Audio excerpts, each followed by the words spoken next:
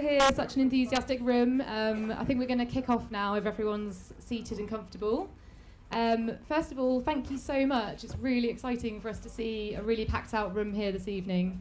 My name's Catherine and I work at WaterAid. WaterAid is a charity that kind of says what it does on the tin. We work on water, sanitation and hygiene in 38 countries in the world. And tonight's a little bit of an experiment for us. We haven't really done an event like this before at this kind of venue, so that's why I was thrilled to see that we were sold out today online and that so many of you have turned up for this evening. We hope that you really enjoy the programme and that it's an interesting and engaging conversation that's going to happen. So tonight has kind of been born out of the Shorts film competition that's been a 2-year film competition that WaterAid has run in partnership with the Public Media Alliance. And I've got Marion in the room from the Public Media Alliance at the back, so she's giving a little wave. And the film competition came about because we wanted to look outside of the organisation and hear stories about water from around the world, not just in the countries that we work in, but also further afield. Find out what excites people about water, what they like doing with water, what concerns people about water, and also how people are tackling the future of water, the global water crisis. What is that in your country, and who is tackling it? Is it individuals? Is it scientists? Is it governments? Let's see who's working on this issue, and let's come together and have a discussion about what's happening. So yeah, we've got a range of films for you this evening, quite different locations. Hopefully we'll see some smiles. You'll learn something, and you'll have fun. Just a bit of housekeeping. If everyone could turn their mobile phones off or onto silent, that would be fantastic. Later on, so we're going to screen the films initially, and then we're going to invite our lovely panel to come and take a seat here. And Mark Galloway from the International Broadcasting Trust, we're going to leave the conversation in his hands, and he will be guiding us through a chat where you guys are just as much involved as our expert panelists here. So we're going to have a hashtag that's going to come up on the screen after the films, Future of Water. So if any of you are on Twitter, please do share your thoughts. And that's partly in kind of the 4 filmmakers. So the 4 films you're going to see this evening have been made by filmmakers who are based in the locations where the films are. So sadly they're not here with us this evening, but it's been a global film competition, and this is still a global event. So we're live streaming now, so hopefully they can all see me on screen. They're all on Twitter, so it would be really great if you think anything about one of the particular films, or you just want to give a comment. I think they would absolutely love that. So their Twitter handles will appear after the film, along with the hashtag. So do get involved in that conversation. Yeah, and I guess we'll just have a conversation about, how do big topics, big issues like water, how do you kind of grapple with that, and how do we communicate that out to people in a way that engages them and makes them kind of care and listen and think about what that might be. You'll see that these films are all different styles, and so we'll kind of question which audiences might these reach out to, how do you reach audiences, where is the home for this kind of short film. And also we'll be looking a little bit at the innovations and the techniques that come up in the films themselves, so some of the solutions that are posed in the films, and we'll discuss whether we think those are good solutions and what else is being done on this area. So I think that's enough from me. I'm going to kick off and introduce our first film. Now, running order. Is it ATM? Yeah. Okay, so our first film is from the Philippines, and it's been made by Giselle Santos. So she's a filmmaker based out there. She makes a combination of short films, corporate films, and documentaries. She screens in film festivals, and she's really passionate. She's told us that she's learned quite a lot and become really interested in the specifics of what you'll see in her film.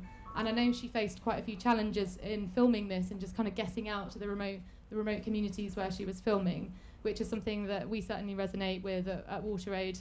I work in our film team, and we have that challenge. So it's really great to hear some of her thoughts as well. So yeah, I hope you enjoy her film, ATM, Automatic Tubing Machine.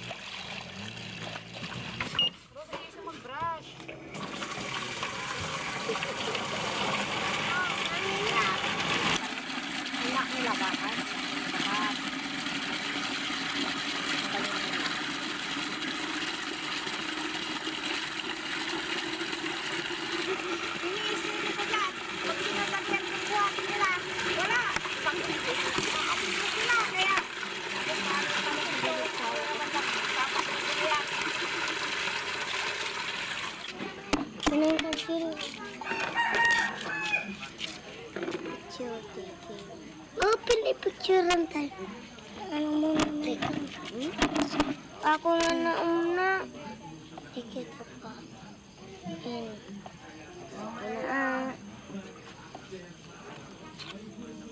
Hindi pwede. Ilang kayo dyan? Sino kami?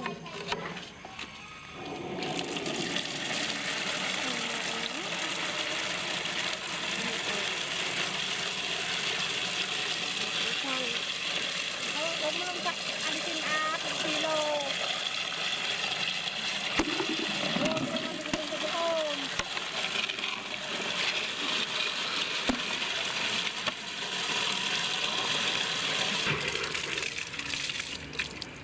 Malami pa. 86.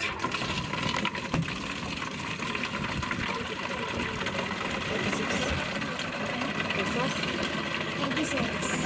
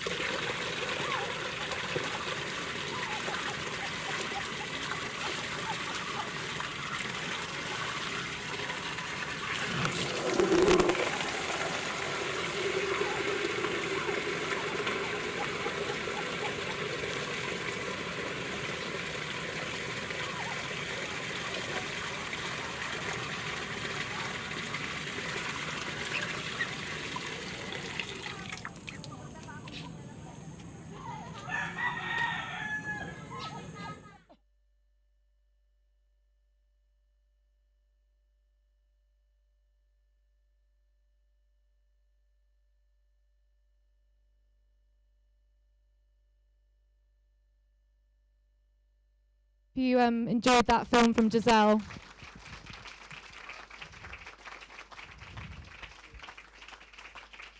I really love that film. I think it's really thought-provoking and just a really nice start to the evening, sets the tone of what we're talking about. So the next film's quite different to that. This is from Vardan Hovhannisyan.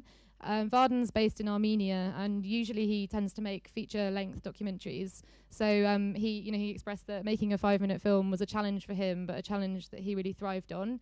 And yeah, it's got a great pace and energy, and I think probably a different way to how you might have seen or heard about an academic project. So yeah, I hope you enjoy this one, Blanketed Snows.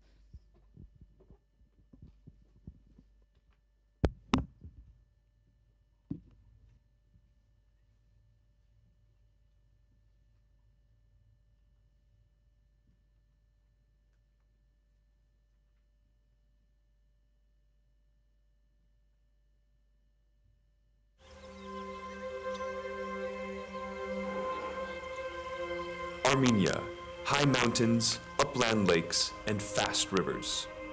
Մեգավոթեկուս շատ մոտ է գտնում Մարագազ լեռան, ստորոտինա, պետքա որ ջուրը բավար արի, բայց ամառվա ընթացքում հուլիսից սկսած շատ քիչ է, շատ դժվար է ջրելը։ Նայեք, այս խնձորի ծառը չի ջրվել, սրանից էլ սենց է։ Այս խնձորը, այս խնձոր պետք է լինի։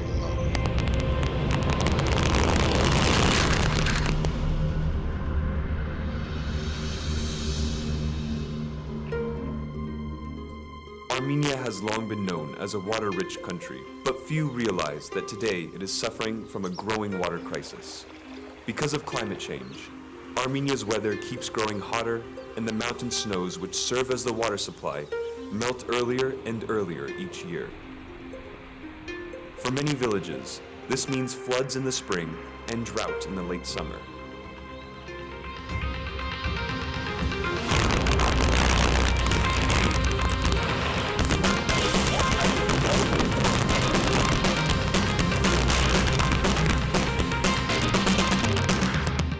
But on the slopes of Armenia's tallest mountain, two scientists are leading an experiment that may hold the key to ending the water crisis.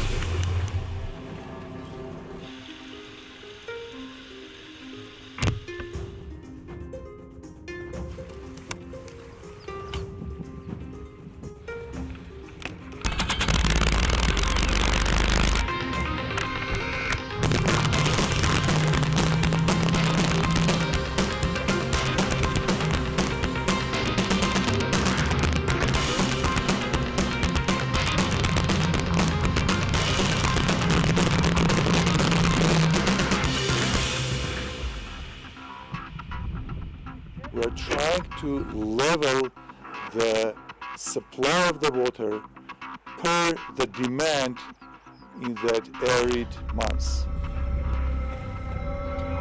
So what is their idea? Nothing less than to save the snow on the mountain from melting, tucking it in with blankets of geotextile material, keeping in the cold and protecting the snow from the hot rays of the sun. If the blanketed snow survives until the following winter and is covered with a fresh layer of snow, they theorize that it will meld and compact, transforming into an icy artificial glacier that can survive the summer heat and provide water year-round. Более естественной идеи, как сохранение того, что нам Бог дает в виде снега, невозможно придумать.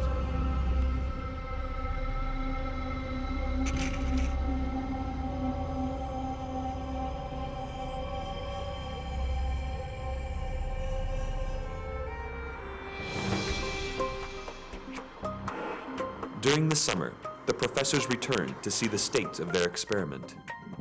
With the snow gone, they have no choice. They have to walk.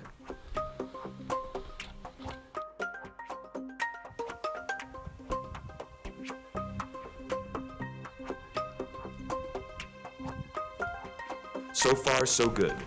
But with last winter's snow still on the ground, the experiment's success or failure is still months away.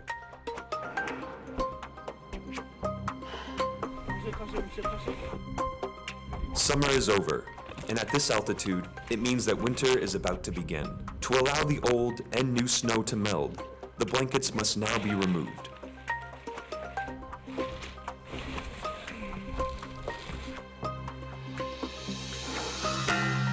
After the blankets were removed, Mount Aragats was hit by an unexpected heat wave. The experiment barely survived, but before the last remnants of the previously blanketed snow could melt, the weather cooled and snowfall finally arrived.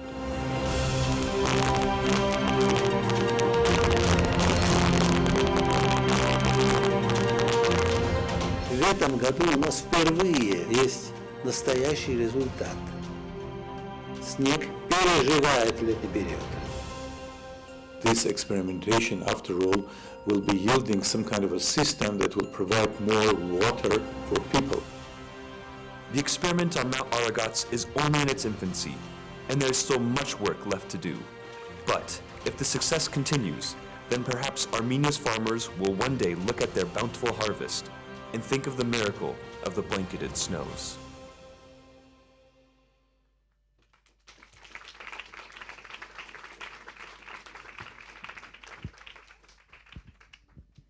Thanks. So I think you'll agree, a bit of an energetic film there, but really interesting. So thanks for that from Armenia. Next up, we're heading to Sierra Leone, and a young filmmaker called Ibrahim Kamara made this film, The Hoist. And he met Khadija in his local area and was really inspired by her kind of personally just wanting to do something to change the situation in her community. He made this film and really wanted to show other Sierra Leoneans that local Sierra Leoneans can make films and get stories out within their own community, which I think is really nice. We kind of purposely tried to choose films that we could fund of filmmakers based in locations so that we could hear stories being told from them. So yeah, he's made this film, and he was particularly interested in water because a survey came out in Sierra Leone talking about the access levels of water, and he was a passionate guy about it. He's also had some mentoring for this film from one of our generous judges who was involved in selecting the films that made it through to the funding for this competition. So I hope you enjoy The Hoist.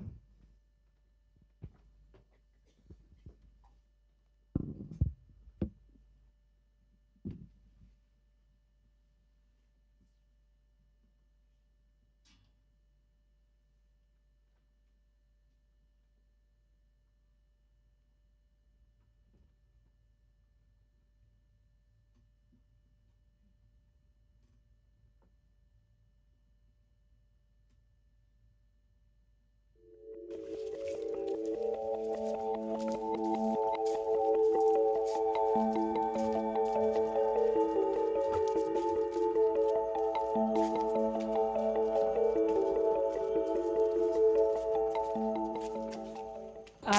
live in a community wherein water is a problem. In fact, water is very expensive. My name is Khadija Darami. I am 19 years old. I am an innovator.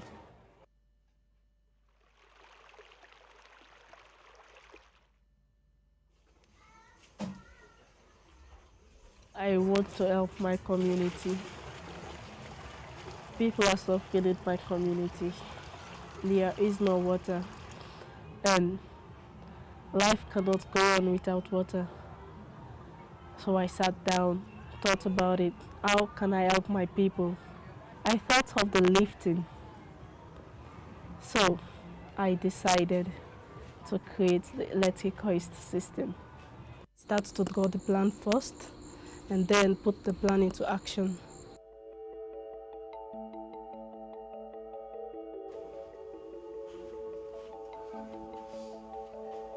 The things I used to make the electric hoist, one is the motor, the switch, the circuits, you have the open and close, the control box, the capacitor, etc., the cables, I use all these things. Some of the things I bought, some from the scrapyard.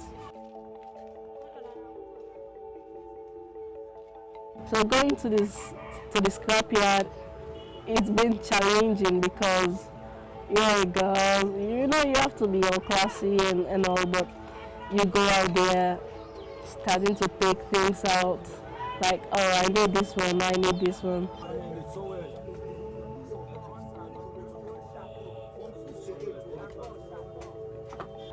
But I have to take it, put it inside my bag and go home, try to make things. It's challenging because some of the things you take, oh gosh, you don't want to see them. But they have use, they are important, so you just have to take them. Because are the small one that they look for.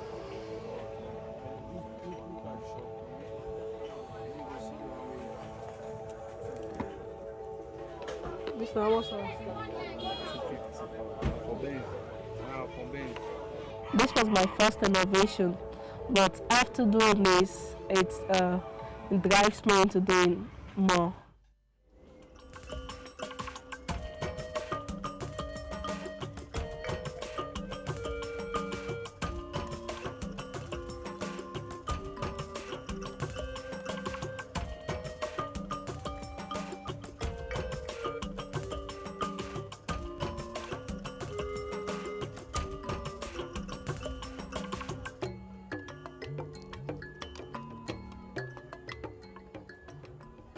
Using the electrical system, you just have to turn on your switch and there you go.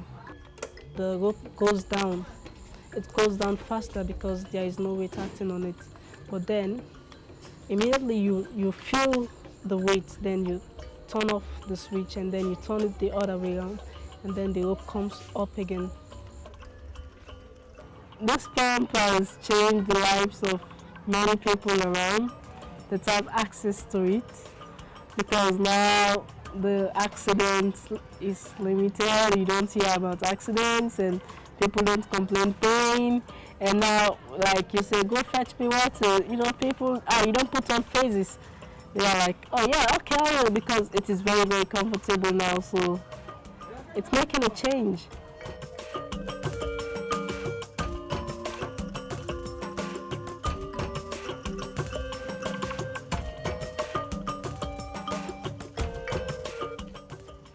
I love my innovation and I'm very, very happy with it because it's not always solving people's problems, but mine as well.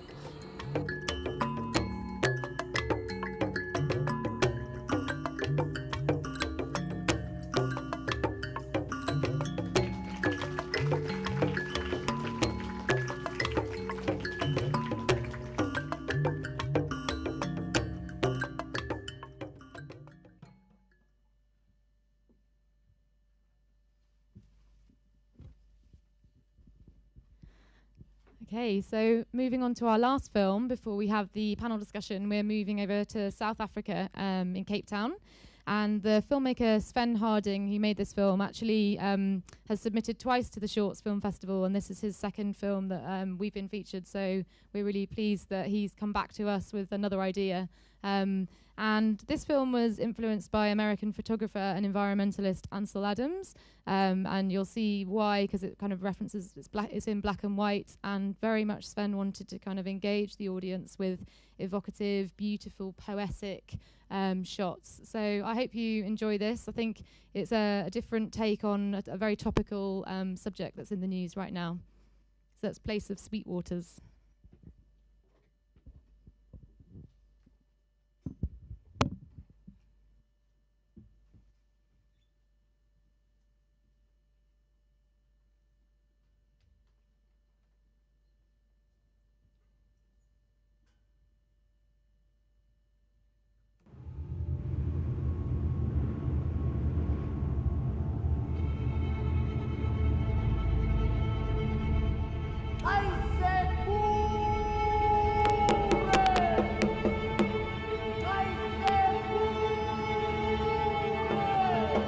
Hydrocide is when a community misuses their water source, so they pollute their water source or send it out into the ocean rather than utilizing it.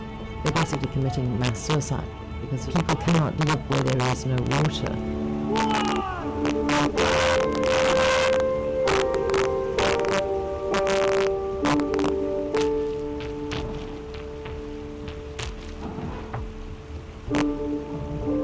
Cape Town was settled by Europeans. The indigenous people called the city Kamisa, which means the place of sweet waters, due to the fact that it had this beautiful spring water abundantly available.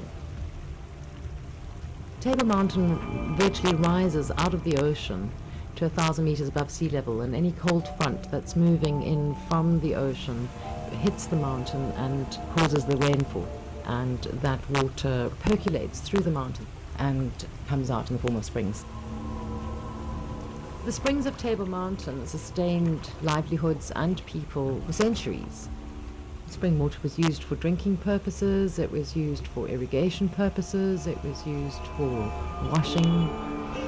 They also became places, though, where slop buckets were poured and people threw their rubbish, and they had become polluted sources rather than a source of life.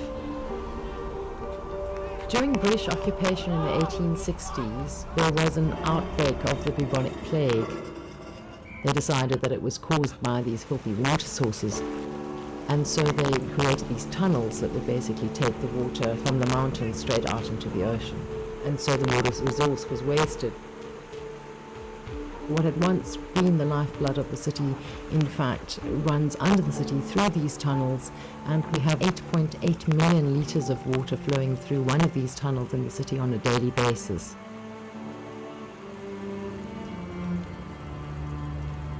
Here's a city which was developed according to its natural resources, and they have been discarded to the extent that we are now having to bring water from the food-growing region, 64 kilometers away. By 2019, there's going to be a shortage of water in Cape Town, and most people in Cape Town are oblivious to the fact that this water resource exists, and exists in abundance.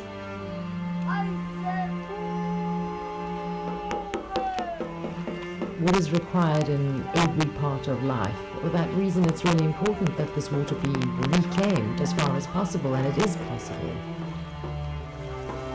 This water belongs to each and every one of us, and it is important that we reconnect with this resource so that we can survive in the future, not only as a city, but also as a community.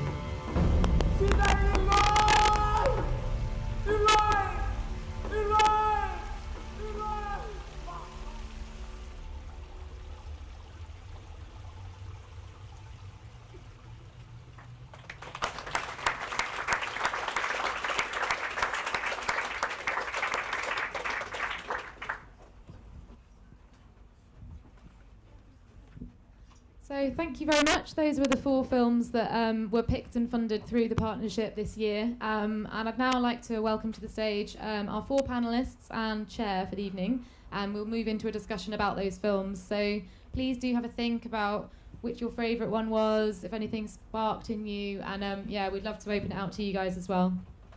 Thank you, Mark.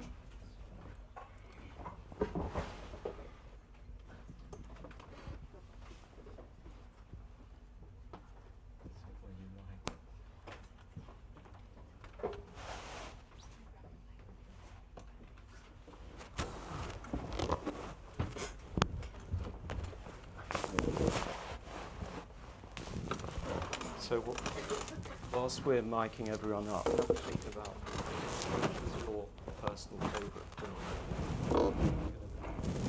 Turn convention on its head and come to the audience first.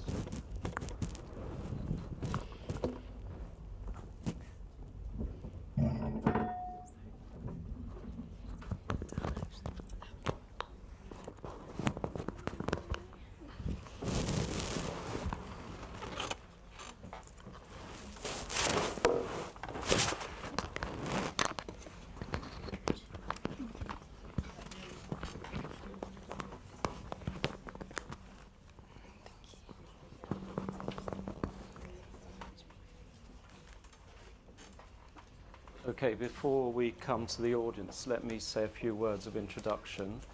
I'm Mark Galloway. I'm the director of the International Broadcasting Trust.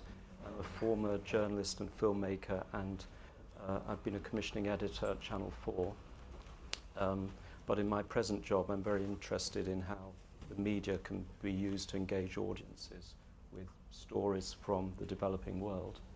So our panel, we have a very impressive panel tonight. First of all, on my right is Menka Sanghvi, who works at the Humanitarian Innovation Fund, which is an independent fund that funds innovators around the world, and her particular focus is on water-related issues. So we have 2 panelists who come from the development sector and 2 who come from the media side. Next is Sarah Mosses, who runs a company called Together Films, which works with filmmakers, documentary filmmakers, to help them achieve impact. So she has a particular interest in the social impact of documentary. Next is Bethlehem Mengistu, who's come from Ethiopia to take part in this discussion.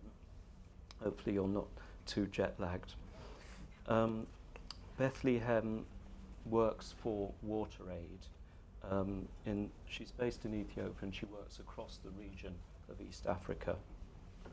And she has previous experience at other international NGOs. And finally, Alok Jha, who is a journalist at ITN. He's the science editor at ITV News. He's been there for 18 months. He's the successor to Lawrence McGinty. And Alok has written a book about water, which is well worth reading, and he previously worked for The Guardian. So, I mean, water is a huge issue. It's interesting and complex and important. I think it's worth saying that in global terms, we've made a lot of progress in giving people access to water, but there's still 650 million people around the world who don't have access to clean water, and clearly that has a huge impact on their lives. So our aim this evening is to explore how people working in the media can be more effective at telling stories about water to engage audiences. And we'll also explore what the point of engaging audiences is, what we hope to achieve. WaterAid has its view, it lobbies to put pressure on and influence those policy changes. Water is something that we're very familiar with, but I was talking to Bethlehem earlier, and she said to me, from Ethiopia, if you're sitting in Ethiopia, there's a huge water crisis. This is an urgent problem. But journalists find it hard to tackle a familiar issue. So they're looking to try and find out, well, what's new? And I think what's been interesting about these 4 films is they all, in their own way, have tried to tell us a new story that we're not familiar with. Three of the films focused on innovation, and we'll hear a bit more about why innovation is interesting and important, and whether or not the media has covered that effectively. But before we start, and before we come to the audience, can we just get a sense of who is in the audience? So can you put your hands up if you're a journalist or filmmaker? Okay, maybe a quarter. Can you say, if you're a journalist, who you're a journalist with or for? Does anyone want to shout out? Freelance cinematographer.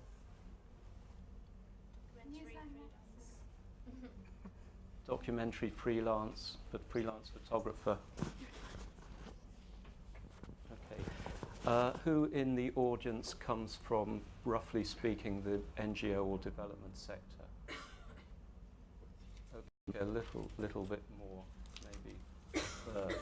And the rest? General public? Interested. Teacher. Education. Lecturer. Engineer. Ah, okay. Excellent. All right. So I said I'd come to the audience first, if I'm allowed to. So just pick one film which was your favourite and say why. And what we're trying to get at here is what actually does engage an audience, and what works for you. So just very short answers. Let's start in this area. Just, you better say who you are, because if we might find that the water experts like different films from the filmmakers or journalists, or the NGO people may surprise us. So you're from? I work in documentaries for TV. Yeah. My favourite was Blanketed Snow, because it just seems like a very quirky, maybe simple idea that would never work, but actually it's just something I didn't know, I guess. Okay. Maybe other people do. Anyone else? Just quick responses here. Yeah, Nicholas Watts, Institute of Commonwealth Studies. I like the last one. I love Ansel Adams, but I think it was addressing colonial history and ignorance both then and now. Okay. Anyone else at this side? Here, along here, Julianne. Tony Lai, independent film producer. I love the ATM, the simple technique of sticking a camera in front of that and then seeing what the reaction was. But the sort of reveal was that it's costing money, and so people aren't going to waste that resource. But the profits are ploughed back into the resource. I thought it was very simple, very effective, and engaging. Okay, anyone else on this side? Someone at the right at the back, yeah.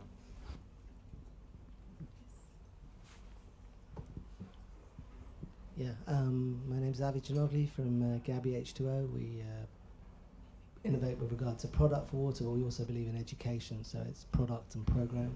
We believe that you have to have both components. And I agree with the gentleman who just said it. I love the ATM because you're actually transforming water into a currency. You're giving over the opinion that it's a value. It's a natural resource, but it's a value. It has value. And that's something that I think is very important for all of us, because there's an actual global water crisis on our own doorstep. We've had 12 droughts within the last 22 years in the UK. 39 states are currently in water stressed in the United States. So it affects us all. It's not just the developing world. Okay. Anyone in the back on the other side? Anyone on this side?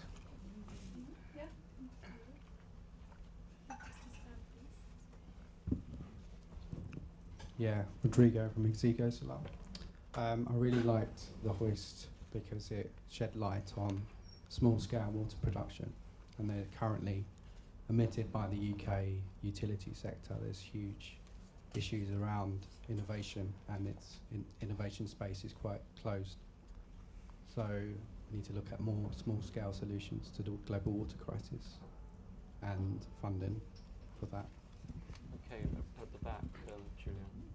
Anyone else in this? Thank you. Margaret Batty from WaterAid.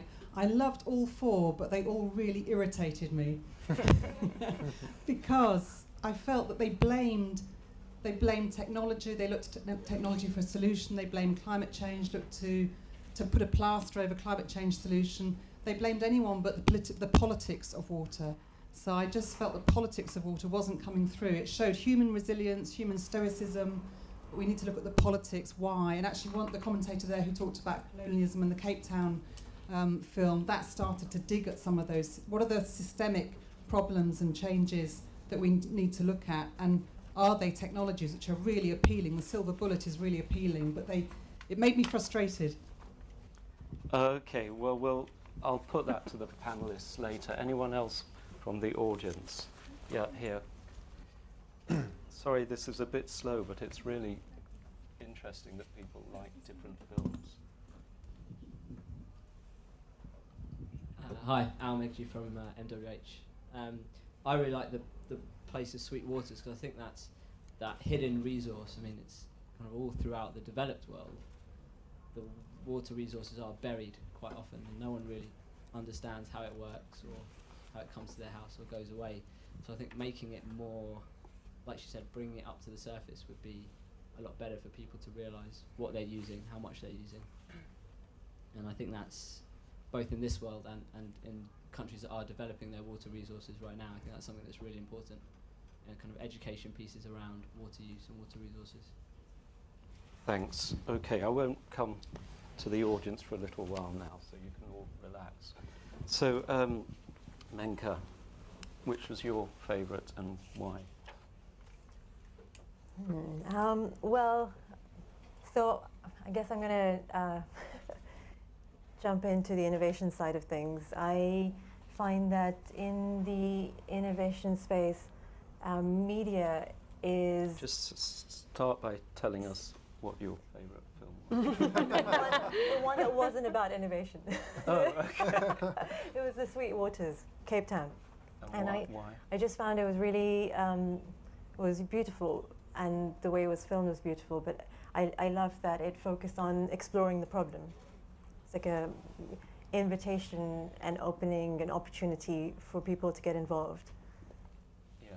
So this kind of references what Margaret was saying, that maybe filmmakers like stories, but people in the development sector are frustrated if it's just stories without context. Yeah, so there's a tendency, I guess, to tell stories about innovation, about success, and about new technologies or ideas that might solve the problem, because obviously everyone loves a silver bullet. But stories about problems are much harder to tell. And usually, well, often they're quite depressing as well. Like, oh God, we're all gonna die. And to tell a story about a problem in an inspiring way is very difficult. So I think that's what appealed to me about that. Okay, Sarah? So I think my favourite one was the Hoist for a number of reasons. It was looking at localised solutions. She was an engineer at 19. It was a female-led story of innovation in that region, which is empowering to see. She designed the entire thing herself, and you could actually see her going through those processes. And it reminded me of a project called Solar Grannies. I don't know if you've ever heard of that project. So Solar Grannies is a project, I was just Googling it when the credits were going up, but started in 1989. They've trained 700 illiterate women across India and other regions to build solar panels. So these are women who are grandmothers in their villages, have absolutely zero engineering skills. There was a great film. And there was a film about them. Storyville. Yeah, and I think it echoes the idea that I could see kind of taking her drawings and making them into more of a visual kind of online piece, and actually kind of disseminating her actual designs with the film. And you can imagine then another young woman who's 19 in another village saying, actually, well, I've got a scrapyard and I can see her designs and I can make this work. And actually then there's a practical solution embedded within the narrative of the film. You can see her making it, and you can also disseminate that with the film. in addition to this. I think it has like a practical step built in the narrative. You could see like the scientists, the geotech blankets, there's a solution there, but what the hell's a geotech blanket like for a normal person? Where do I get that? How much is it going to cost? Whereas as a person living in a localized setting, okay, what bits do I need to find from the scrapyard? I can go and get them and use them. So I think that one for me had a practical application, but also showed empowered kind of female engineering, which you don't see enough of kind of in terms of social impact? Well, that one I can see very practical uses. The other one I think for me was the place of Sweetwater, because there you're looking at kind of a governmental decision that was in error years before that hasn't been retracted, and actually could you work with the kind of the systemic kind of ideologies of that area to say, well, this is obviously not working anymore. How do we distribute that water now to make it work? And I feel it needed like a one extra beat in the film. It's literally like, okay, to make this happen, we need further investment in kind of where the water's flowing. We need a conversation with the kind of planning team, like what is the actual steps? But that could have a citywide impact, whereas the kind of individual story in The Hoist is very much a local village by village setting, which is different. And also the fact that they already have a well situated. You're not looking at like a drought situation of change. You're looking at a kind of more efficient way of accessing the water that luckily they already have. So it's kind of what's the urgency also within that story of kind of what's needed. Okay, Bethlehem. I thought they were all quite good, and I was inspired by the fact that so many people from different walks of life are trying to be part of the solution. And like you said, it's a crisis that we're dealing with 650 million people without access to water. So I think collaboration across various walks of life is very important. I really like that message, but my most favorite one was the Philippines one.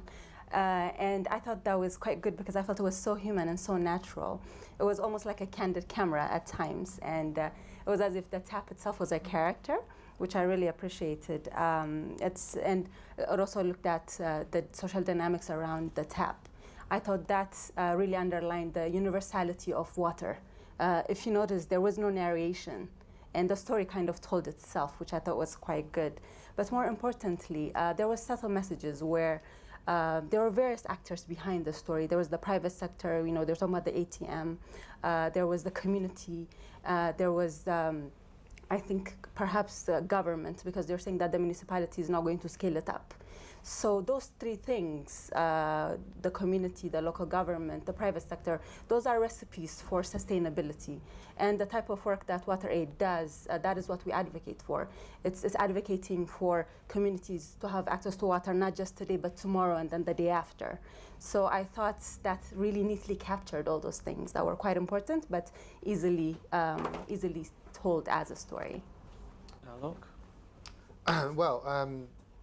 The one I enjoyed the most was the ATM, because it was very peaceful and it kind of felt like I wrote down here, it's like a goggle box of water development.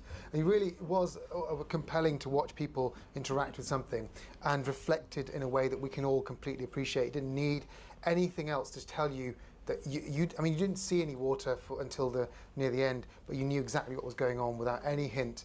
You know what it sounds like, you know what it feels like. You know, it's just so visceral in that respect. And the characters were wonderful. My favorite character was Khadija. She was just a great character. And I know that's not answering your question as to which is my favorite, because I find it difficult because they're all so different. I find that I really enjoyed the first one just because I could have watched that for an hour. And I'm not just saying that, I really could. And you'd have different stories popping up. And I could imagine that being something you would actually watch. Whereas the others, they're nice bits of campaigning, but I'm not sure that they're journalism in their own sense, if you know what I mean. For me, that's what I'm interested in. But I thought that Khadija was such a great character. She has a story, and I found her interesting. Okay. So, if we move on in more general terms, what engages audiences? I mean, Sarah, from your point of view, what are the films that you look out for? I mean, sometimes people are quite skeptical about whether films actually do have an impact. Is there any evidence that they do have an impact? Yeah, so there's kind of like a spectrum that we look at versus kind of films which are purely kind of fact-based and informational-based, and films which have an empathetic kind of feeling basis to them, and where you kind of sit on your line with your narrative. So the kind of problem sometimes with films that come out of the NGO charity space is they're so focused on the factual statistical information, because a policy team has said, well, our policy for this year is X, so make sure the character says this. And you're like, they would never say that. Like, that's so weird. And when they say it, you're like, oh, stop. Yes. Like, I'm so, like, disengaged because you just said that line, because a 12-year-old in Kenya would never say that. So you have this kind of where the kind of narrative flow is being too directed from the policy side, that it disengages kind of a wider audience.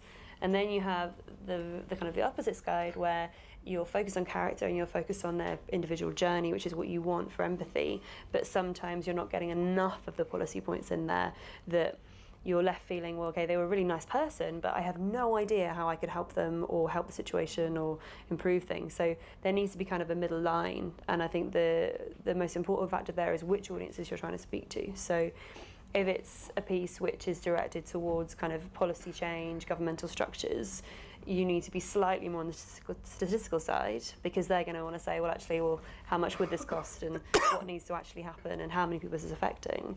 Whereas in a more kind of mass public awareness side, you need more of that empathy and feeling, and therefore personal character. So the fact that kind of Luke was resonating with the kind of the young woman in the story, it's that hook that's kind of necessary there. But there's been a growing trend in kind of what we call like media impact research over a number of years. So a number of funders who've started coming into this area, people like the Fledgling Fund based out of New York, who are funding kind of what we call an impact campaign around a documentary. This could be an online documentary, a feature, a short, where you're using a piece of media to try and affect some kind of change. And there's been some amazing examples. Has anybody heard of the film Blackfish that came out last year? Yep, every single person. Just to say it in a word, like, what is Blackfish about? Anybody? Whales, yep. And SeaWorld, what's happened to SeaWorld? Share price has just gone like this.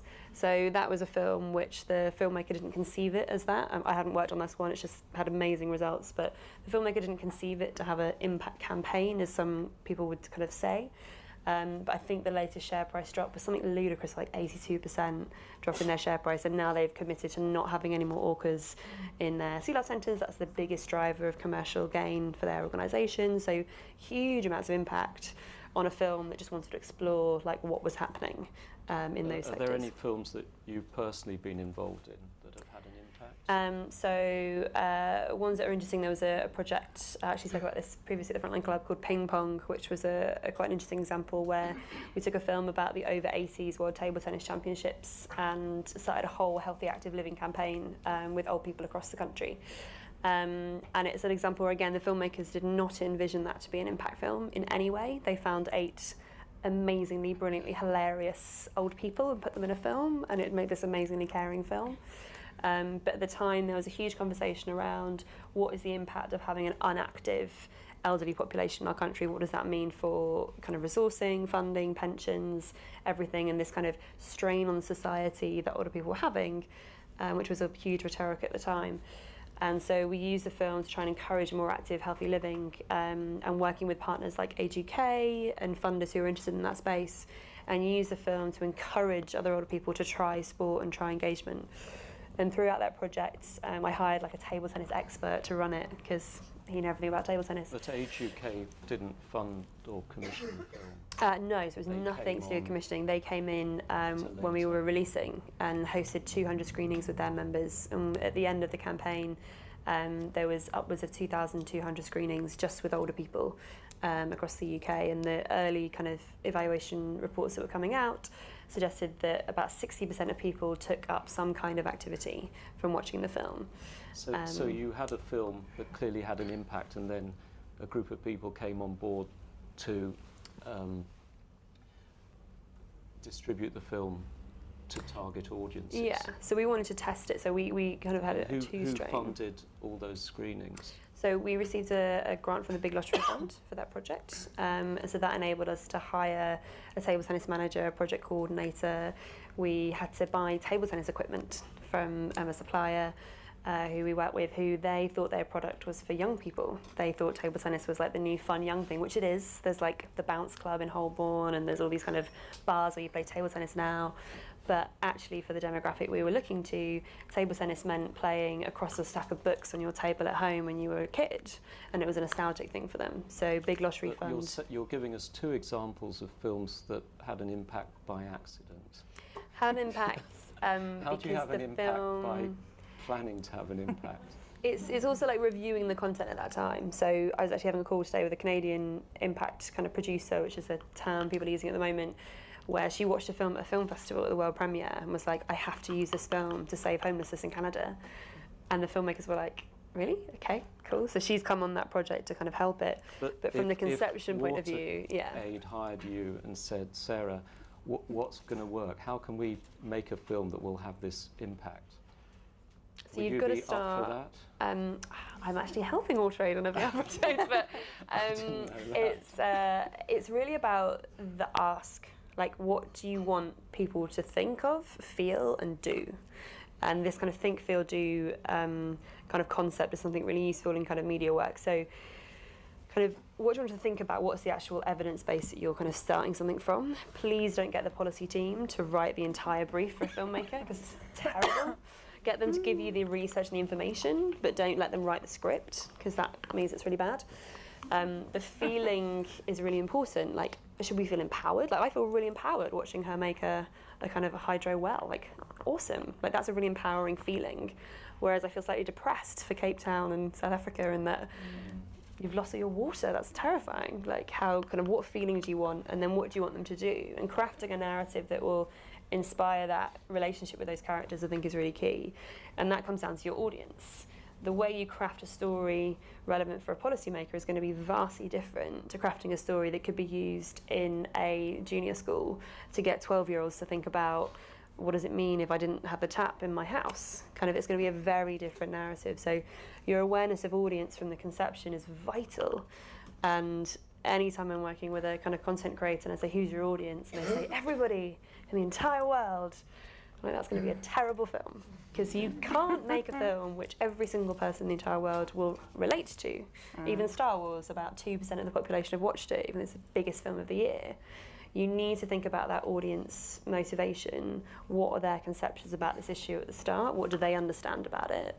And how are you going to inform them and inspire them through that piece of content, whether that's a 60-second short, whether that's 10 minutes, whether that's a feature, whether it's online.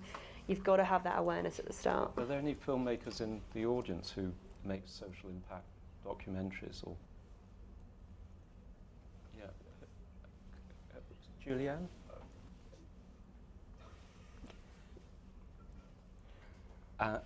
Have you tried to make a social impact documentary and failed, or succeed? Because some of the failures as interesting as what works. Do you agree with what Sarah's been saying? Absolutely. I think that the audience has to be thought of at the start. I work on lots of different types of films, but Sarah's kind of been saying that these things happen by accident rather than design. There's a lot of planning. No, I must stress there's a lot of planning that goes into them. I think the films that you mentioned were more independent film producers and filmmakers who kind of were lucky with their results. But on a shorter scale film, 5 to 10 minutes, I think there has to be a lot of thought that goes into the planning of that film. So can you give us a specific example of a film that you've made that has succeeded or not succeeded? I've just worked on a lot of sustainability films for Knorr and promoting how they are changing their policies and how they're working with farmers directly and how they're changing the agricultural. Sorry, I'm quite nervous about speaking in front of the audience. No, you're being very brave. Thank you. Yeah. Just chat away. Don't think too much about what you're saying. So they're working directly with the farmers, but the way that we went in to go and produce these films was very directly with the farmers and very. So your target audience were consumers, to Yeah. raise awareness for the consumers of where, I mean, it was advertising in the sense that big companies are trying to be perceived or need to hit a certain sustainability criteria, and the local, or sorry, not local, the audience and. Okay, was there another filmmaker? Thanks.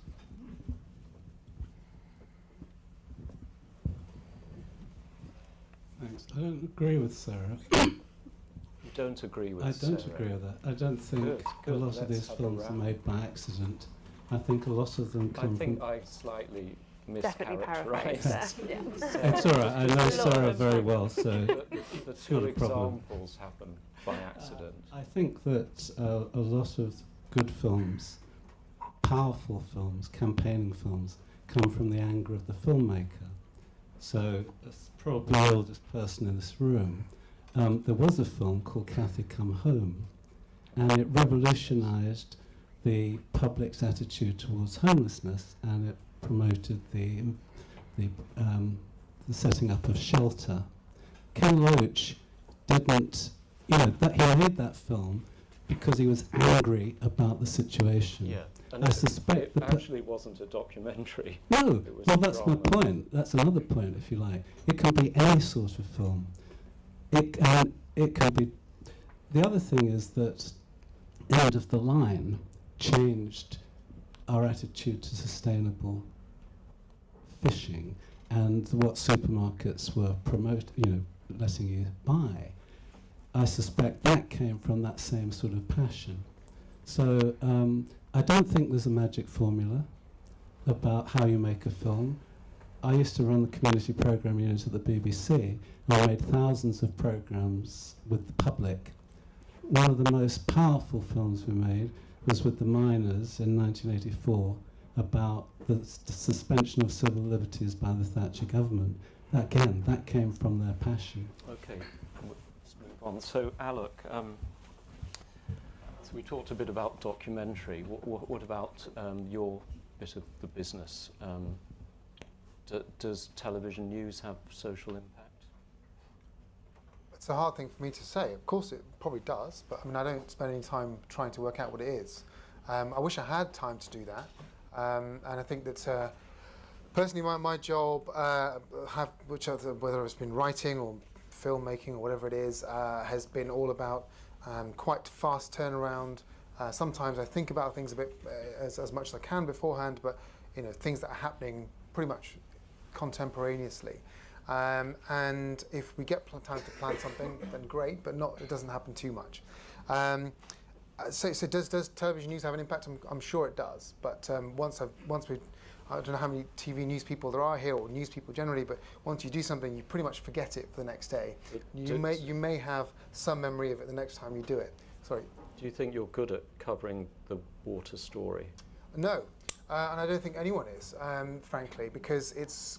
What does that mean? It's quite a complex thing to say, covering the water story. I don't think that there is such a beat in any newsroom anywhere, which is the water beat. And frankly, what would you cover? It's everything.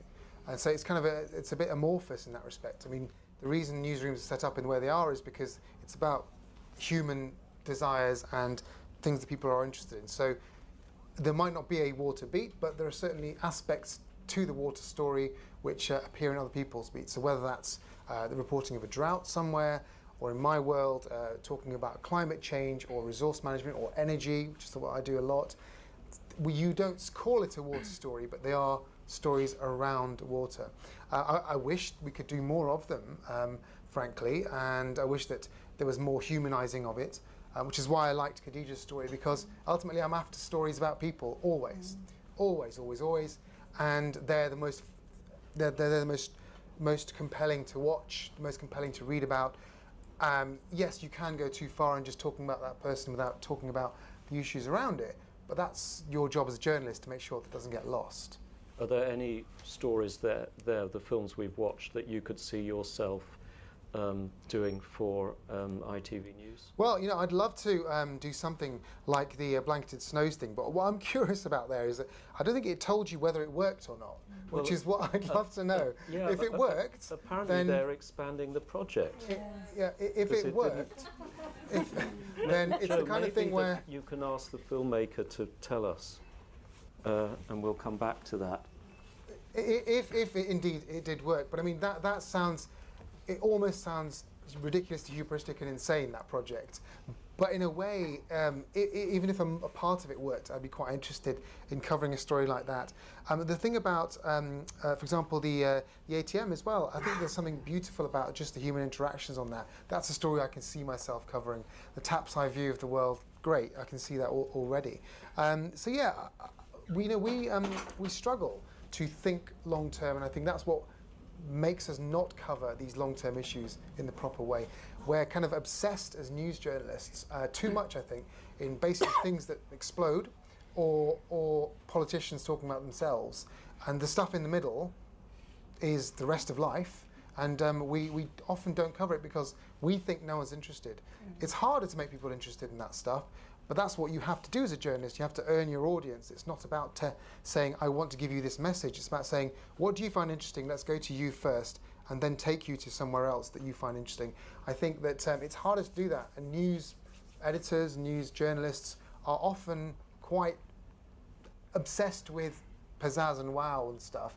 And this stuff isn't that pizzazzy and wowy, but fundamentally much more important. People ask me, in my field, I report environment and science, you know, they would say, you know, what do you think is the most important story in the world right now? Well, immediately, obviously, it's things like politics or your EU referendum. Fundamentally, no one will give a shit about that in 5 or 10 years. Fundamentally, the most important story in the world is climate change.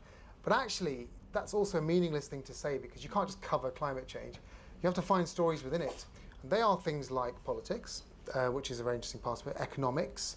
I think we as news journalists have sort of failed to understand it so far. Failed to understand climate change? No, failed to understand that's what the story is. Okay. So how receptive are your bosses to your way of thinking? They're getting closer to it. You know, I don't, you know, I was at The Guardian for a long time, and the editors there were very much aware of environment as a subject, which covers more than just, let's go to somewhere and show you a polar bear falling into an ocean, or you know, the ice sheets melting and those kinds of things. It wasn't this epic, grand, sort of abstract story. It was about individuals, communities, local action. It was about government policies, basically. And they realized that many, many years ago, a good 8 or 9 years ago, and the environment team was built up around those ideas, and still is. And I would say, arguably, is, in newspaper terms, the best newspaper in the world for that. TV news is much further behind on some of those sorts of things, although ironically it could really take over, because the environment is all about pictures ultimately, and pictures about people, and really it could do something special. So it's a bit of a sleeping giant, I think. When I came to ITN 18 months ago, yes, they were interested in climate change, but it was very rooted in the 2005 sort of, let's go and show you shocking things. But then let's then talk about something else for the rest of the bulletin. We turned it around last year to talk about economics and politics and sustainability, and almost didn't mention the terms climate change. Climate change should just be a layer in all of our reporting. What are all the conflicts in the Middle East about? Pretty much, it is fundamentally rooted in access to water, food, all these things that exacerbate political tensions. And that's where the stories come from. And we, news journalists, tend to go somewhere, say, look, this has happened, and then go away again. And some great ones will stay there for a long time, of course, but not many of them will not try and understand what causes that problem. And fundamentally, it is things like access to resource, the secreting away of resources to different places, politics. And we're obsessed with the symptoms rather than causes, and I think we need to move into that. Do you share the comment that we had from the audience, from Margaret from WaterAid, who is frustrated about the lack of context, the politics of water, and things that are systemic? Fundamentally, yes, but I'm not going to blame these films for not tackling that. They're 5-minute films. What can they do? Yeah. So I don't have a problem with that. You can only tell a very short, crisp story in that time. I'd rather they did that than try and cover everything. Yes, there were hints at some politics in the ATM and Place of Sweet Waters.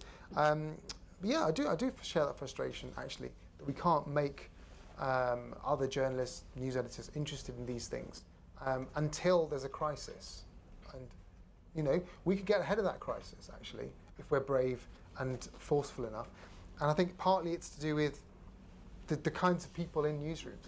The ones who are most respected are political journalists, and they are war correspondents, who are great people, I'm sure, but they're not reporting this stuff, really.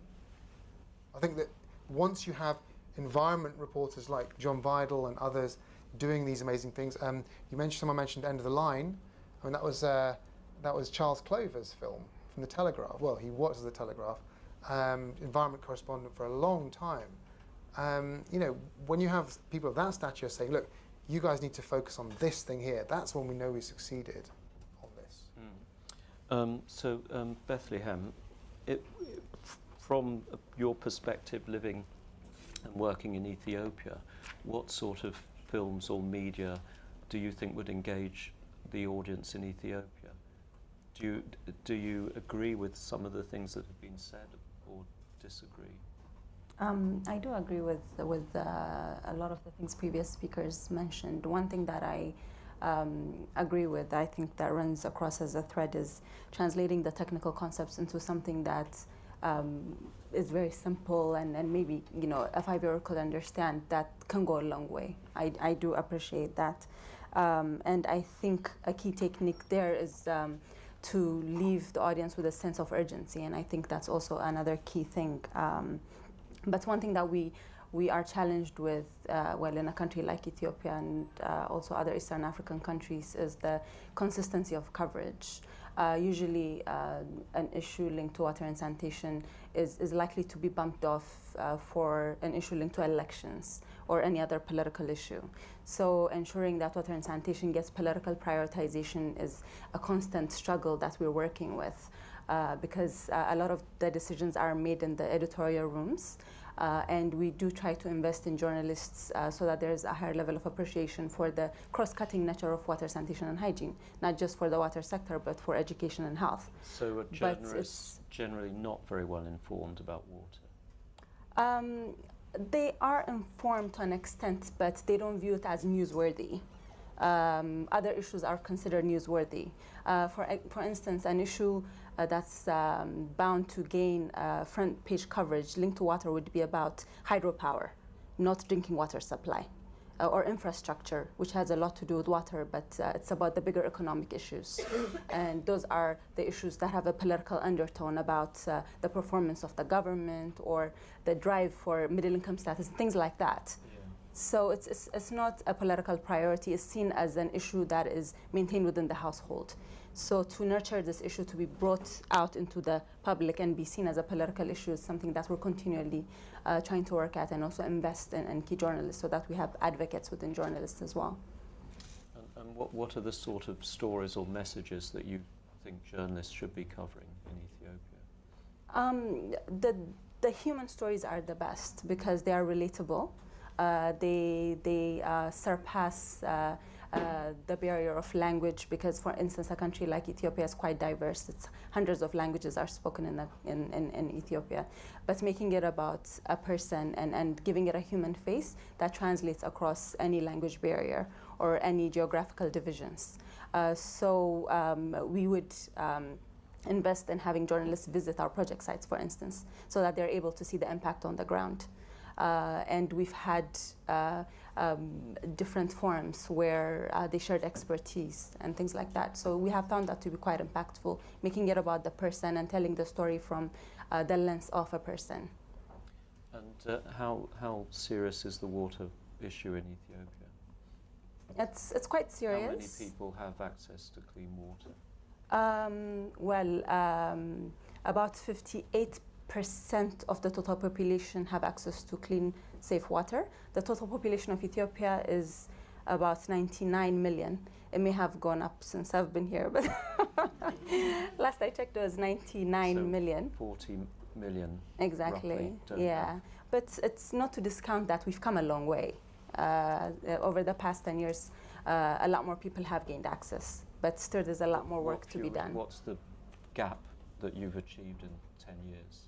What was it at the beginning? In the beginning, it was less than 50% of the population had access. We are now at a point where more than 50% of the population has access. So that's a dramatic increase. But the case for sanitation is more grim. So at that rate, it will take 40 years for everyone. Yes, it's going to take us a very long time. And we need some creative solutions, and we need collaboration across various sectors. So what would a creative solution look like? What do you mean? Well, for instance, one thing that comes to my mind, and after watching these films, is nurturing the role of the private sector. I think is something that we have to really make space for in the future, because it's gotten to a point where the demand has surpassed the supply, and governments are genuinely overwhelmed at times. And our population is dramatically increasing, and is changing from a rural population to an urban population. So even the problem is mutating into something very new. So we need non-traditional actors. We need scientists like the ones from Armenia, and we think the private sector, like the reference to the Philippines film as well. So collaboration from non-traditional actors is something very key for new solutions. Joe, you've been monitoring Twitter, talking to the filmmakers. Hello? Yes, okay. You were asking at the start favourites, there was just a couple of responses on that. So Sven, who is in South Africa, gives his vote to Blanketed Snows. He describes it as fascinating ingenuity. So yeah, that was him. And there was one more comment. I think there was a lot of love for the ATM machine generally online, so that seems to be the most popular one. Yes, there was also a comment from a chap called George, who said, "Wow, who would have thought you could create artificial glaciers through insulating snow with blankets?" ? So I think it was that kind of wow factor, wasn't it? And someone in the audience said, "Does it actually work?" Yes, I've sent that question to the filmmaker, and they've not yet got back to me, so I'll let you know when they do. Okay. Thanks, Joe. So, Menka, how well do you think journalists and filmmakers are covering the water story?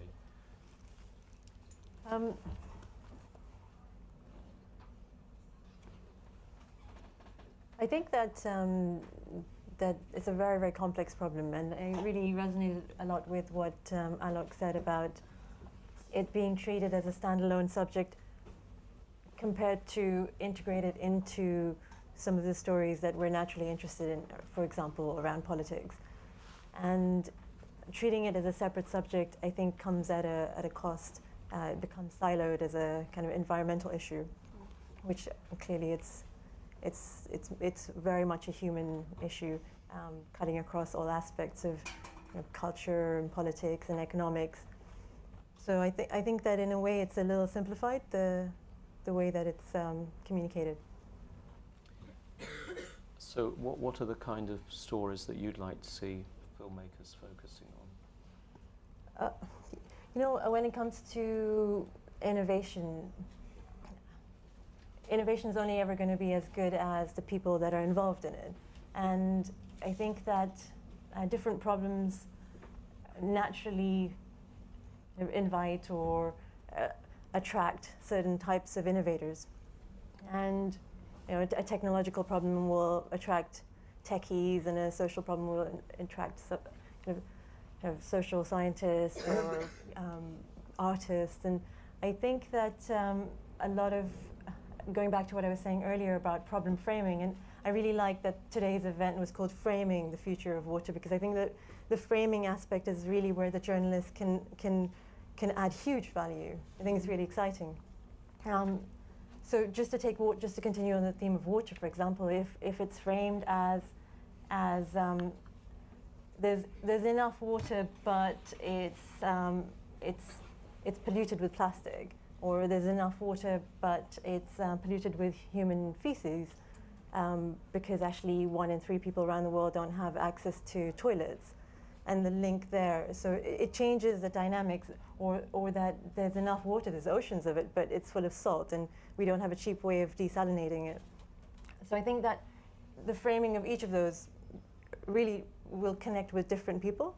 And so, you know, I recently read a report about water treatment in Mozambique, where it was quite sad actually, where the water treatment sachets that were given out in a humanitarian context, a lot of people didn't know what they were, and they thought that they might be oral rehydrate sachets.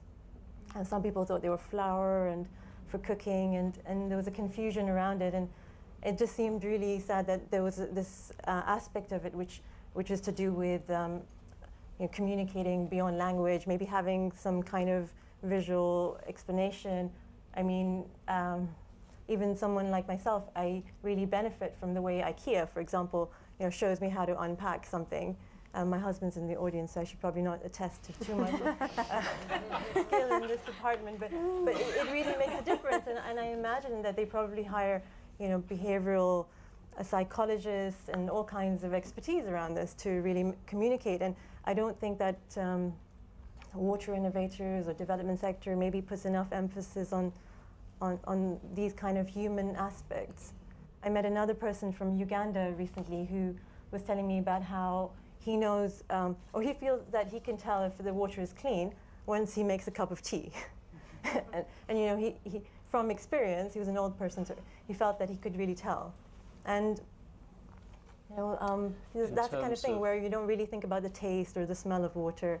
If you put too much chlorine into it, then are you going to turn people off and they might go to less safe sources of water?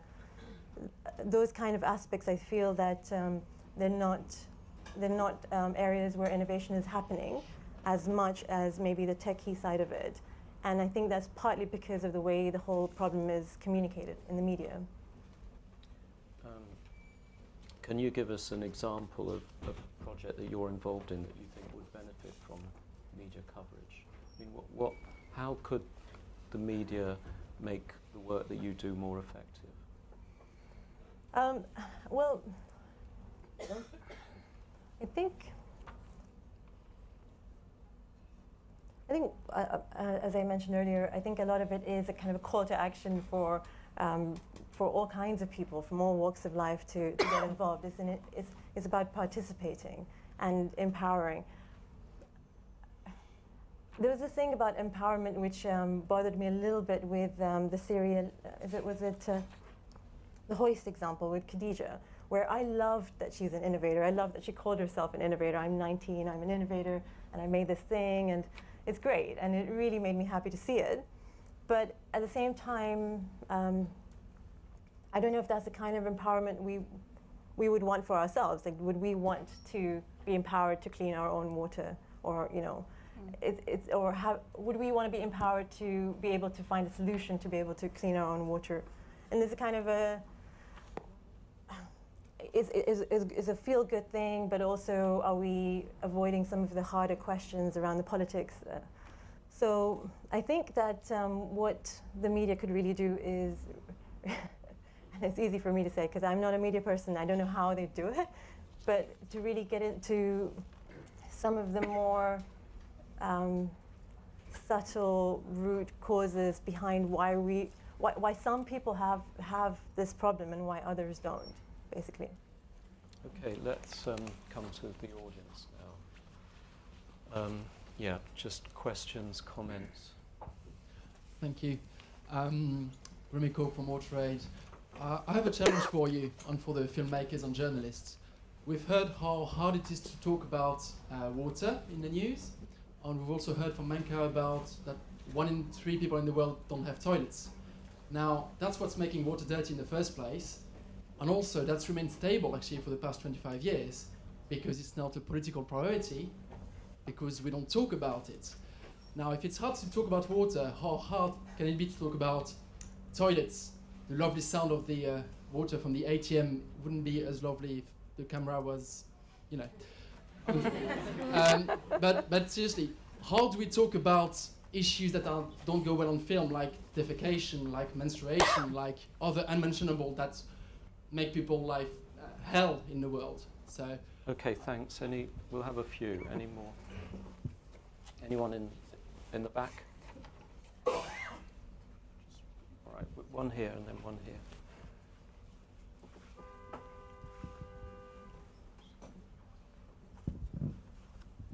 Hi, Mandy Senaratna from MWH Global. So I've got one question and one kind of comment. With regards to your earlier comment about do we want to be inspired to clean our own water, from the technical aspects, definitely, because we just don't have enough people going into engineering and science. And the second part of it is not only do we have a lack of people coming into the industry, we don't have the right media support in the UK about the UK water industry, so it's kind of a double-edged sword. Not enough people going into it, lots of people retiring, and actually we're talking about our problems in the rest of the world and not being able to get the message out. All of us here from the water industry would say actually we have the same problems here in the UK. General public not having any real idea of what the industry does, where the gaps are, and actually how they could make it better. How would things be better if the general public was well informed? What's the actual tangible difference that would make? Well, we spend a lot of time taking fatbergs out of the streets, and that's just basically from people putting oil down the drain, a lot of other mentionables. But if we were to take out that time, we go and do those things, we would actually have a lot more time to fix a whole lot of the leaks that are out there, which people think, oh, it's been leaking for days. It's like, we've got this thing called the economic level of leakage. It's like, actually, we're better off fixing this other leak than this leak. But it doesn't look good, and unfortunately the media only So how much water's been leaked in the UK? 35% in London. 35%. Keeping in mind we've got the world's oldest water system, and for us to go and fix a leak on, say, I don't know, right here, we'd need at least a lead time of 12 weeks to get permission from X, Y, and Z, and to talk to the we've got, it's about 300 meters to fix 1 meter of pipe right now, and that's after we've designed everything, and that's and a 12-week lead time for us to work in London. So you said you had 2 points. What's the second? I think the first was lack of, I think, support from the media and us not communicating with the media properly on what we want. And the second one is definitely needing inspiration. My favourite one was actually a blanket of snow, because it was a simple, innovative solution to maybe having more water in the future. So yeah, double-edged sword for us. I've got a question. You're also from the water Oh yeah, industry. sorry, I'm from MBH as well, so I'm in water. It's nice to as see well. a human face to the water industry. You look much nicer than I imagined you'd look. No, mine's more towards like journalism in general, because I'm new to the whole thing. But do you find it difficult? Because in my experience, it's easy to encapsulate people in short-term goals. Do you actually find that it's harder to release documentaries and things like that, which will keep people attached to it long term? Okay, thanks. Then we had a question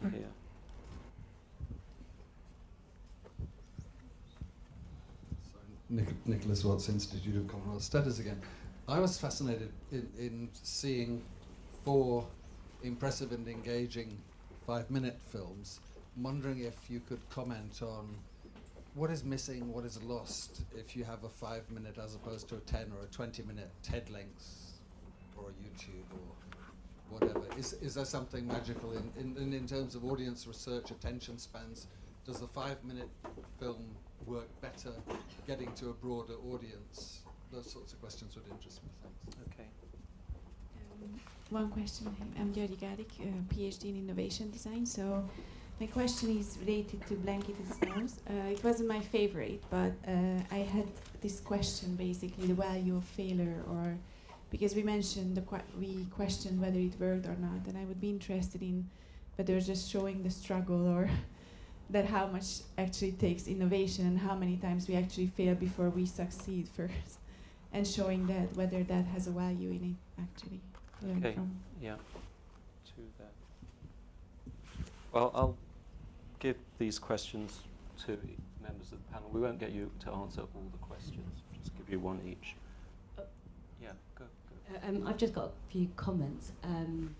One of them is regarding interesting media stories and relating it to politics and economics. And I think what's quite interesting right now, what's happening is with TIP, which is a new transatlantic trade policy that's happening. And if you look at the historical implications of some of those policies that's happened and affecting Detroit, is a really interesting example of how politics is involved in water and the value of water. Because a lot of people there who, basic communities that have been left in Detroit from the very affluent car industry are now very poor people who can't pay their bills and are getting water cut off. And there is a lot of stories about that, and that's not highlighted in the media, and that's about water. So I think that's quite an interesting story, and that's a lot of politics in there and empathy as well, because that's happening in a country which we called as a developed country. And another point I want to make, I don't know, I would say I don't really support our capitalist system. So the idea of using the private sector doesn't resonate well with me at all. And I think what's interesting to see as what's happening now and how it's evolving as the energy sector in Germany, how it's been taken back and it's actually run by communities. And that's also happening here with fracking as well. And that brings on also how water is used in energy and how it's used, not misused, let's say, because a lot of water sources get polluted as well through that, and a waste of water, I would say, when you could use renewables. There are a few of my comments, and there's a lot more to go on, but I'll stop now. Someone else, and then we'll come to the panel. Hi, just a very quick question. Say I who you really are. enjoyed the whole event, and it's very interesting to raise this kind of awareness here. But I wonder if people in those local places like the Philippines or Sierra Leone also have access to these videos. If this is done locally over there as well. Well, let's take that. Do you want to answer?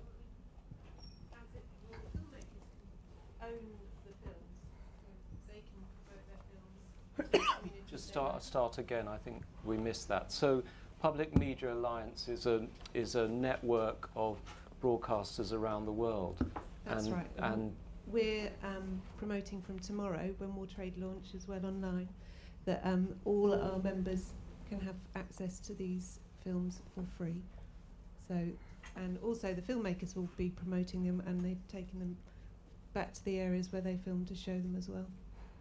So yeah, they will have wide global audiences. Thank you. Okay, so Alok, we had the water industry saying that the media isn't good at covering the story in the UK, and extraordinary statistics, 35% of water being lost in London. Presumably that would be a good story for you. I actually think those stories have been covered lots of times. There have been large documentaries about the fatbergs and all of those sorts of things. And in a sense, they're kinds of stories which make people turn around and actually examine a subject for a while. Certainly how it did me. I know one of my colleagues at the BBC dived into one of these sewers in London, actually, and dug out helped one of your colleagues to dig out one of these things, and it was an incredible story. So I feel like that is actually a familiar story. Perhaps it's not done enough, but then it has to change. Something has to change, which I think is a bit of a difficult thing. And the point of news is it has to be new. And look, I'm not defending the fact that people don't find this stuff interesting and everything, but I think that simply there being an issue without an obvious solution is difficult for journalists. And if I can be slightly argumentative, it's not our job to support anybody. As journalists, we're there to just find things out that we find interesting and then tell people about it. Now, in that process, some journalists have higher ambitions and want to change things or raise awareness, but you must never go into a conversation with a journalist thinking it's your job to do this because of X, because it just certainly puts me off. And I love the water stories, so you know, you should never think about something as support. Now, if you've got a story, that's the way to do it. So look, these fatbergs, for example, the way that I saw that covered, are causing X problem, Y problem, and it's costing you money, so we need to all do something about it. More than a third of the London's water is disappearing down cracked pipes, and actually, instead, our politicians are talking about X, Y, Z, and there's a very simple solution to this, or this is what you need to do about it. That's okay. If there's some sort of action, some sort of thing happening, then we become interested in the story. And the second thing you say is, this is a really important issue. You can't start with this is a really important issue thing. I think if I was to give anyone any media advice about anything, which I shouldn't because I'm certainly not an expert, but that's what I say to scientists all the time when they say to me, really important subject thing I've just done here. It's like, I don't care. What does it actually mean to anybody? And I love science. I think it's great. I love these sorts of subjects. But you can't start with, we need the support, or you must do this. Journalists don't have any mandate like that, as far as I'm concerned. Okay, thanks. So, Sarah, we had a question here about the length. Do different lengths have different impacts? I'm going to start it with a more general point on all the questions, kind of, because I think it's really important. So, firstly, like, water is such a vast area, and I think it's really important to kind of like stress this out. Like Fatberg is a great example. Every single person I know in London talked about Fatberg when that happened, and they couldn't give a shit about anything about world politics, global human rights, anything. But Fatberg was interesting for like a week. Someone like proposed down there, someone had a dinner down there. Like there was these mental stories that came out, and suddenly it was a thing that got people interested. But water is a vast subject, and not every part of water will be interesting to every single audience. Again, it comes back to an audience position. Who are you trying to talk to about this particular section of water? Fatberg appealed to everybody because it had a funny name, the pictures look horrible, you could like go and have a look at it if you wanted to. Like there was a way of hooking that into a media story that made it engaging for any person of London could find that interesting. But trying to talk to them about an Ethiopian drought crisis for a country that they maybe even know where it is, let alone what the problem is. The Fatberg is a story that can be told in a minute and a half or... Oh yeah, for sure.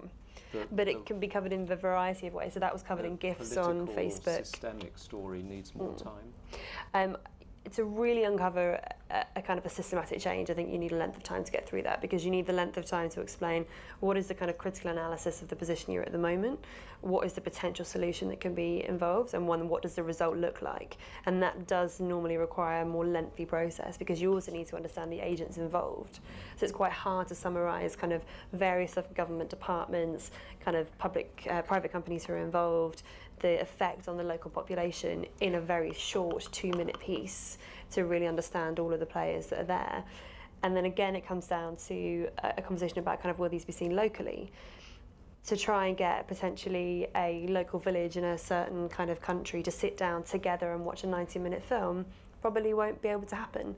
To have a short piece of content that's 3 minutes on a mobile phone, because now there's so much more mobile connectivity, especially across Africa, you could have something quite compelling in 3 minutes, which is made specifically for the local audience need, but then you have a longer version which is made for when you're speaking to the government heads. So for me, length is about audience. So there's numerous studies about the engagement levels online and how long people watch stuff, and again this issue about free access as well. So just putting it on YouTube just because it's 3 minutes long does not guarantee you any views whatsoever. There needs to be a driver of action to get there, but there also needs to be a look at kind of what you're giving them, especially the first 30 seconds of that content. The first 30 seconds is crucial, because people will just click off, especially if it's something in a Facebook feed. Now that you have Facebook auto-playing videos, it will auto-play.